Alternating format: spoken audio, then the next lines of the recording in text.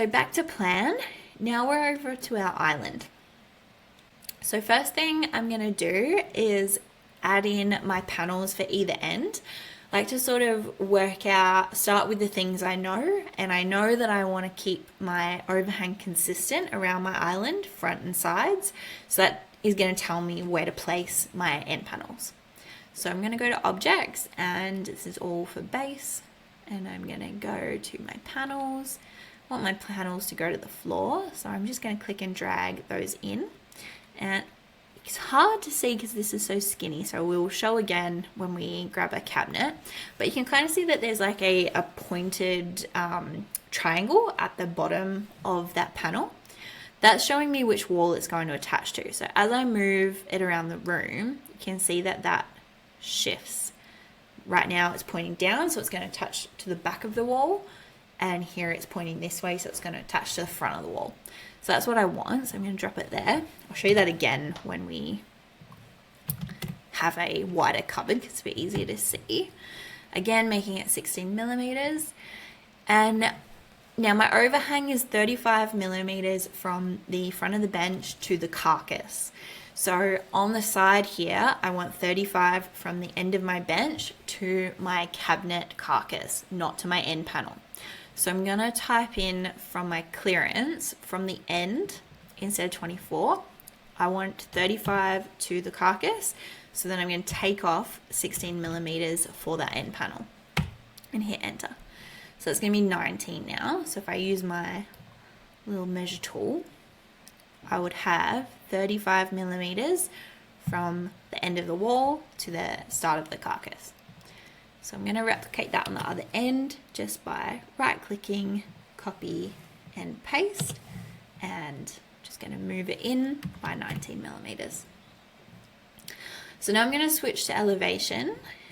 So now I've got my wall with my two end panels. I'm going to fill in between. Okay, so now we're going to work out how we're going to fill in this island. We know that we want to have a sink centered to the island, and we also want to have a dishwasher. Those are our knowns, our assumptions. And then we have some free space to play with to make up that whatever's left. So let's grab our calculator and work this out. So we've got 2430 to play with. The dishwasher is usually about 600 or 602 millimeters. So we'll take that off. That leaves us with 1828. So if we sort of thought we might like to have a two-door cupboard in the middle for the sink, and then maybe another two-door or maybe a set of drawers on one side and a single door on the other side, we could try and break it up into 1, 2, 3, 4, 5 even sections. So if we hit divide by 5, it's going to be 365. So we might have a play with that and see if it's going to work, but we might have to adjust it as we bring in the cupboards to see how well it works. Let's start with a sink cupboard. So we're going to go custom cupboards, base, a sink cabinet, oops, with paired doors. Yep, that's what we want. So we're going to bring that in and drop that right in the center. So again, using these different positioning tools, we can work out where it's going to sit in the center by typing in the full length of the wall, 2500, and just dividing that by 2. So now it's got 1250 from the center of the sink cupboard to either end. Okay, so we had 365 by 2 doors is 730. So if we make this 730 and stretch it in from both sides, leaving us with 850 on both sides. So it looks like we're not going to have 5 perfectly even sections, but let's work out what we can do the best we can. So first of all, let's grab our dishwasher. Okay, so in this case, we're going to grab it from appliance. You might have a dishwasher saved in your cabinet catalog as well if you've got fillers in there for it, but we're just going to grab one from here. Okay, so we've got our dishwasher here that's leaving 248 on this side, which is pretty skinny for a cupboard or a set of drawers. But what we might do is include a built-in bin for this client, and there's a lot of bins that will fit into a 300mm cabinet. So what I'm going to do is shift that dishwasher over to allow 300mm space by using clearance. And then I'm going to reduce this sink cabinet by 52 by clicking and dropping. So first of all, I'm going to add in a base drawer. I'm going to use the 2-drawer option, and I'm going to just leave it like that so that there's a space for a taller bin underneath and a skinnier drawer above, which is really useful for the clients. And then now that this sink cabinet is not actually centered itself, that's not too bad, because we can still put the sink center to the island without actually having the cabinet center, because the bowl and the drain board of the sink don't have to be directly over the sink cupboard itself. So I think what we might actually do is put a set of drawers down this side and then even up the sink cabinet with those set of drawers, and we'll see how we like the look of that. So we're going to use a set of 3 in there, and again I'm just going to hit control, click the next one, right click on the 2 and equalize those widths. So it looks pretty nice from the front, and what we need to do is also add a back panel. If I show you the 3D right now, we can see the back of the dishwasher, so it's not looking too good. So to do that, if we go to plan, zoom in a little, we can go to objects, base, fillers and panels, and underneath panels we should have a base back panel. I've gone to floor on the 2 ends, so I'm going to go to floor on the back as well. So I'm going to pull that one in and attach it to the back wall. And I think I did forget to show the little box placement trick. So I'll just show you with this sink cabinet. You can see that as I have clicked on it to be able to move it around, you can see that that triangle at the back of it is attaching to different walls as I move around the room. Where the back of that triangle is the wall that it's going to attach to. So we could see that same thing on the end panels. It's just a bit more difficult to see the triangle because the panels are so skinny. So just show you on that. So I'll just drop that back in there. And I'm going to go to the elevation of my island, remembering I've got 19mm at each end for a bit of overhang. And if I click on this little smiley face up the top next to the wall, it will show me the back of the wall instead of the front. So it's like you're seeing the back of the smiley face's head, the front of its face. So we're looking at the back now. So I want to have that same 19mm gap from the edge of the island. And then I want this panel to span the whole island, so 2500, but just taking off the 2 19mm overhangs and a stretch to the right. Yes, hit enter. Beautiful. So now that's the full length. Okay, so now we have got all our cabinets in the room, and our next step is going to be to add our bench tops. Okay, it's time to add some bench tops to this kitchen. So in this kitchen, we're going to need to have 3 bench tops, 1 on either side of the stove and 1 on the island with a bit of overhang at the back. So to add bench tops, you must be in the plan view. You cannot do it in the elevation view. You'll see that there's no option to add bench tops in the elevation. So in plan, you have the tops button. So first of all, we just click on that. And it brings up 2 options for us, whether we want to auto build some tops or do a new top, which is manually build a top. Both are good in certain situations, and we'll run through which ones work well, where and why. Okay, so first things first, like we were talking about, every cabinet has to attach to a wall. Same thing for a bench top. Every bench top has to attach back to a wall. The way to work out which wall the bench top is attaching to and which side of the wall, the front or the back, it's going to be sitting on, is by using this little red dashed outline. It's a bit difficult to see right now, so I'm going to click over towards this side wall on the back. So you can see that this red dashed line has appeared on the back of that wall. So right now, if I went to draw a new top and manually drew a top along that stove wall, the bench top will exist and it will be there, but when I look at the stove wall elevation, it won't show up because the bench top thinks, no, I'm not attached to that wall, I'm attached to the back of the left-hand side wall. When you look at the elevation there, you'll see me, kind of thing. So it's important to make sure that wherever you're drawing the tops, first of all, that you have that dashed red box on that wall, on the right side of it before you start drawing. Even when you're doing auto build tops, if you click on that option, it will ask you for the entire room or for the current wall face. The current wall face is where that red box is, which right now we don't want any tops there. So we'll just hit cancel. Okay, so you can see as I click around the room, that red dashed outline will move around with me. So let's draw along this back wall first. And this is probably a good spot to use the auto build tops feature. So I'm gonna click auto build tops and just tell it to automatically build the tops for this current wall and hit OK. You can see it has drawn up 2 bench tops for me, which is great. But if you notice, we've got quite a big overhang on the side here from the panel to the end of the bench top. Same on this one, from the panel to the end of the bench top.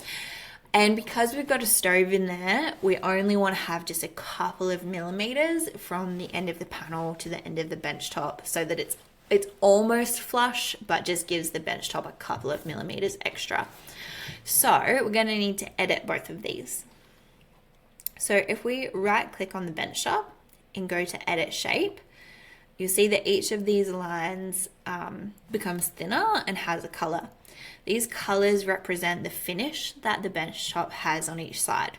So green is profile, which is your if you're going to have like a bull nose or a rounded profile on your bench top, that's where it's going to be applied, is where that green is showing up.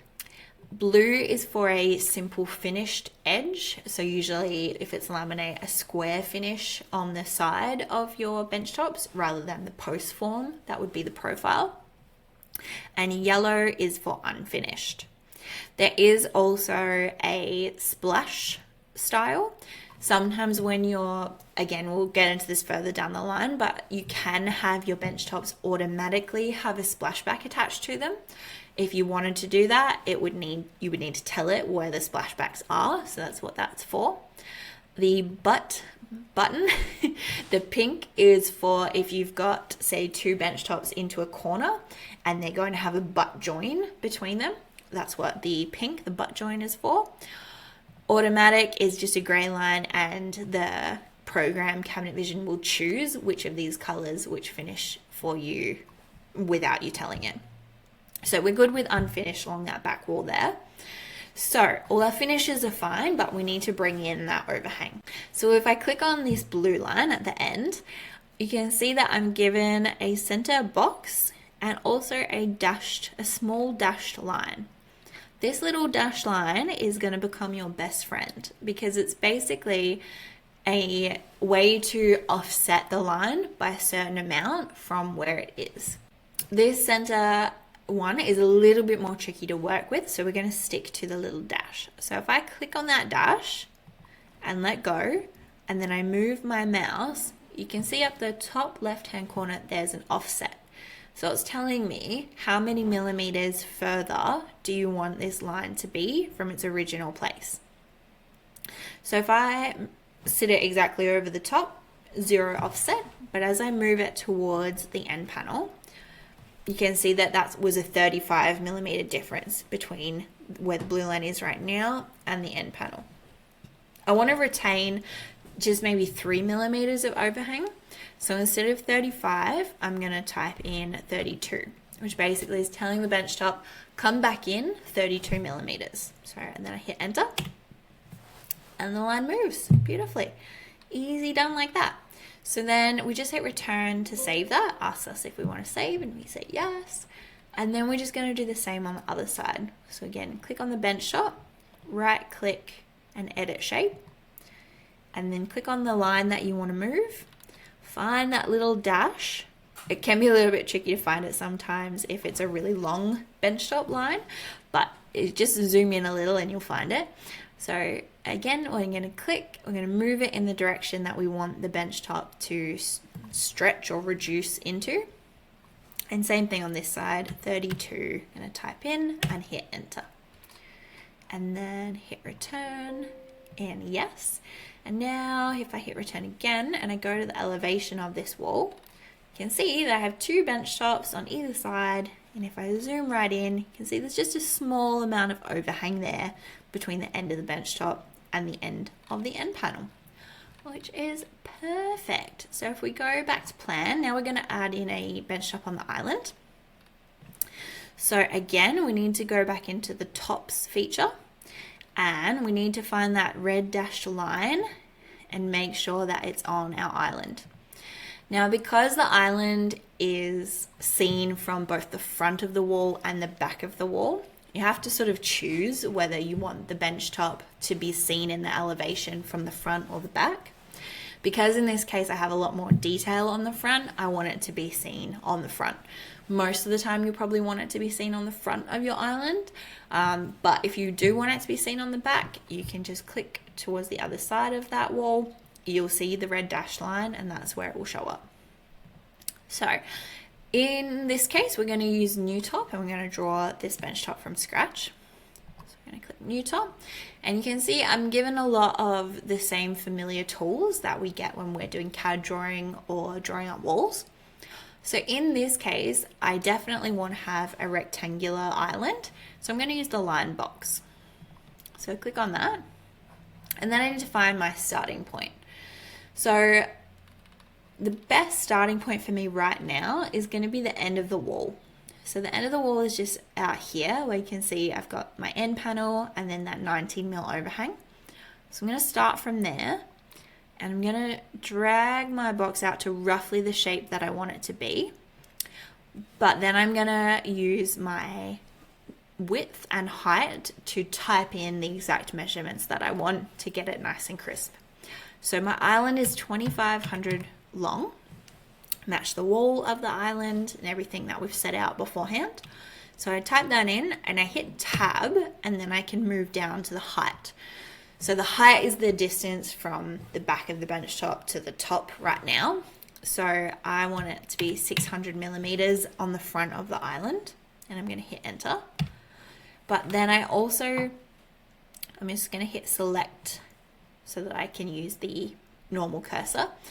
So then I do want to extend the back of this wall down out towards the back to provide that overhang for seating that we've been talking about. So again, I'm using that little offset, click on it, move your mouse in the direction that you want, and then type in the amount that you want to offset it by. So 300 in this case, and hit enter. And as you can see, each of these sides are that gray automatic color. So Cabinet Vision is going to automatically choose some finishes for me. So I'm going to let it do that by hitting return and it'll ask me if I want to save this shape. And I hit yes. And then to double check what finishes I have on each end, I can just click back on the bench top. And as we went through before, we've got blue for 2 finished ends, green on the front for a profile, but the back right now is the splash. It's automatically chosen that, but we don't have a splash back there. We want that to be a profile on the other end too. So we can just right click and go to edit shape, click on that line, and then over on the side here, change it to profile and hit return to save. So now, if I have a look at my 3D of my room, I have 3 lovely bench tops, my island with an overhang, all looking perfect. So that is a really easy way to draw bench tops in Cabinet Vision. The main thing to remember is to just make sure that you've got your red dashed line on the correct wall before you start drawing. And then from there, editing the size of the bench tops is really simple. So lastly, we're going to just do a few little modifications to the kitchen to make it a little bit more customized, as well as adding some appliances. Alright, so our kitchen is very nearly finished. We could leave it at this point, but there's a few little additions we can make just to really finesse the kitchen and make it look really good for our plans, and also provide a bit more information for the installer, the plumber, the electrician, as well as we can make a few customizations to make our kitchen stand out for the client. So the first thing that I want to do is add a few inner drawers into the pantry.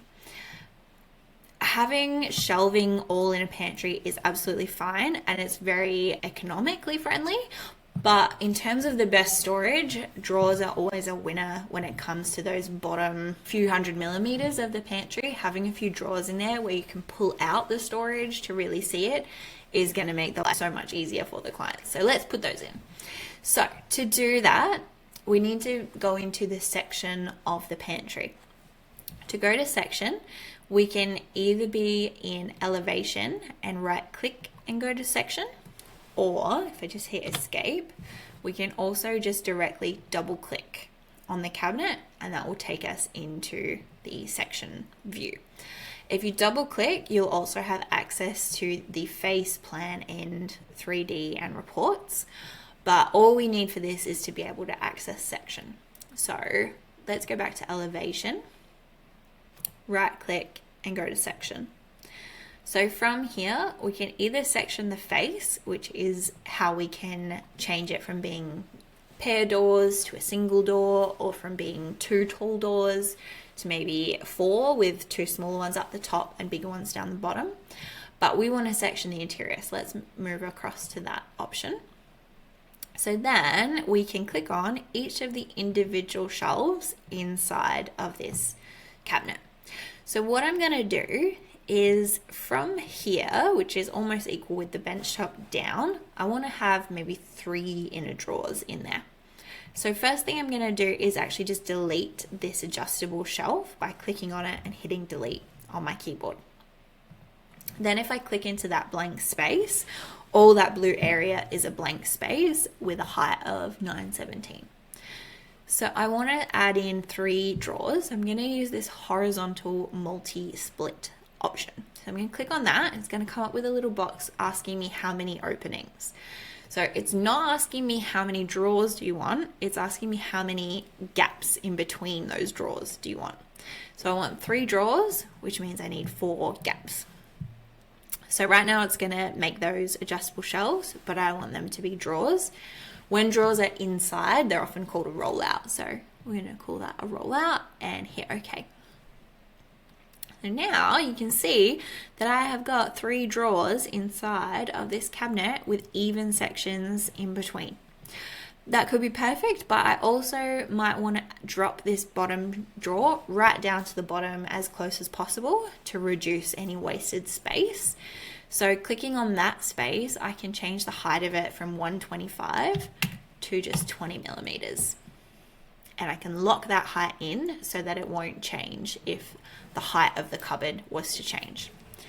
So from there, now I've got quite a big space above this bottom drawer and smaller spaces above these 2. That could be good if I thought maybe the client wants to store tall things in that bottom drawer. But if I want to even it out, I can right click on each of those spaces and go to equalize height. So first one, it won't do anything because there's nothing for it to equalize with. But then when you click on the second one and the third one, it will make each of these spaces an identical height. Okay, so I'm really happy with that. So now I can just get out of the section view by hitting return, and now I'm back into the main view. And it does look like those drawers have just disappeared, but I think that's just got to do with the different view that we have. Right now we're in one called architectural. If we go to engineering, yeah, there we go. So those drawers are still there. They're just not showing up on this architectural view. We have different views for different reasons in Cabinet Vision. Again, we might go through that a bit further down the line. So right now we're going to go back to architectural and just leave it on that, but don't worry, those drawers are still there. They're just not shown on this architectural view. I guess the same as the drawer hardware of these ones that actually have handles. We can't see that hardware inside, but we know it's there. So same for here. We know those drawers are inside, we just can't see the hardware on this view. So that's how we can section a cupboard. The next thing we might do is add in some appliances. So if we go to objects, it's pretty clear that this is a space for a stove and a space for a fridge, but we can actually add in some appliance models to make that even clearer. And with these models too, later down the line, when you have an actual fridge and an actual stove, you can change the dimensions of it so that you can get all that information right into Cabinet Vision, see how it relates to the cabinets, and make sure that it's all millimeter perfect for your factory.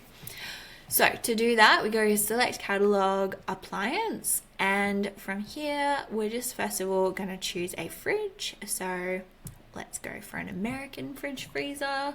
We might use number 1. Again, this little box down the bottom is just going to show you different fridges. They all look pretty similar, so we're going to just take that first one. So you can see the dashed box for this fridge is way too big for this opening.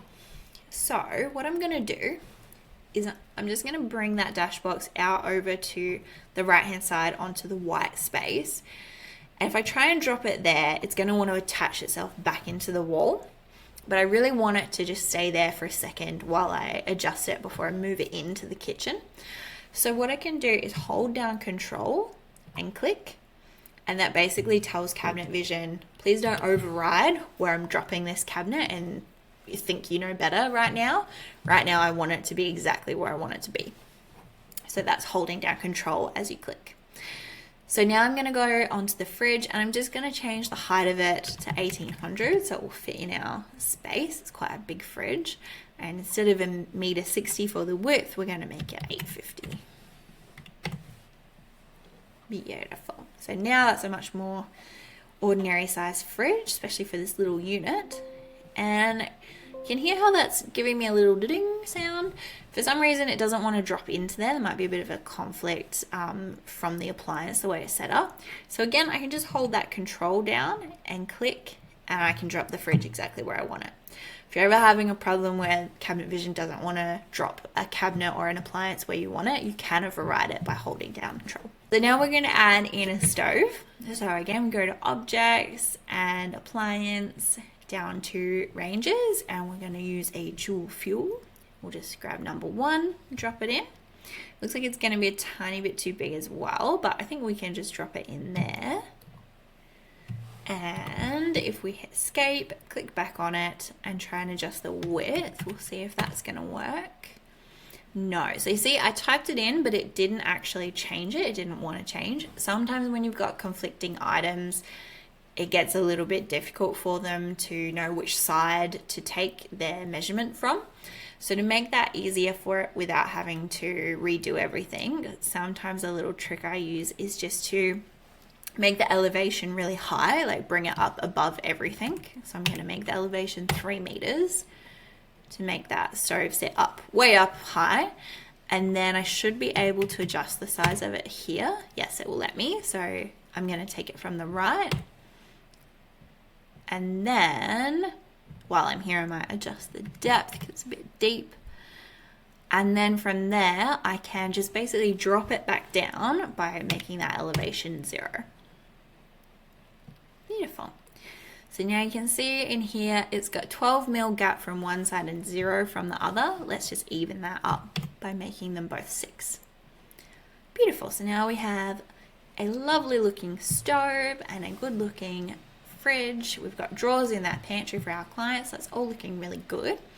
One other thing that we might do is if we move over to the island, we're going to add in a sink here. So we might do that in the plan view.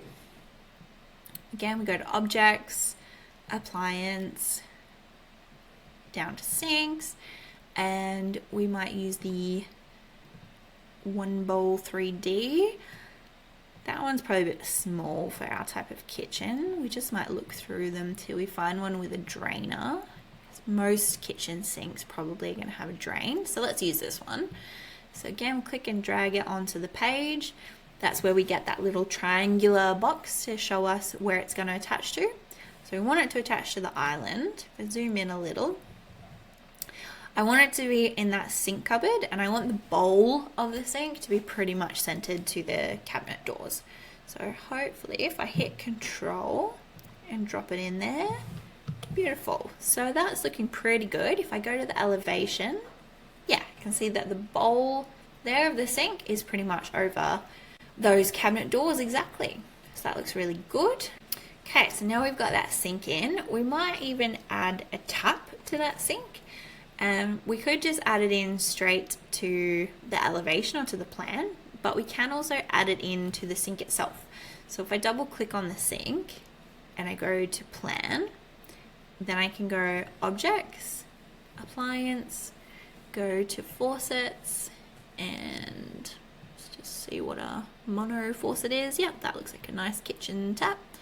So I'm going to bring that one in and just drop it. And then if I go to the 3D, you can see it's in there, but it's sitting way too low. So if I go to Face, I can click on that tap and bring it up to sit on top of the sink. So bring it up by 170. And then go back to the 3D. And now I have a sink with a tap. So I hit return and return again. So now if I look at the 3D of my kitchen, it looks really complete. It's got different appliances in there, a sink and a tap. There is different furnishing you can also add. If you wanted to add some stools for the back of the island, we could go to furnishing, table and chairs, stools, and then we could just find this number one stool. And again, hover those in, hold down Control, because we don't want them to be like directly on the back of that island. We want them to sit out a little bit. So hit Control, drop those in. Okay, so now we've added that furniture in. We have got ourselves a lovely finished kitchen. So it's looking really good. The only thing that probably is a bit outstanding in this is that the colors are not quite realistic right now.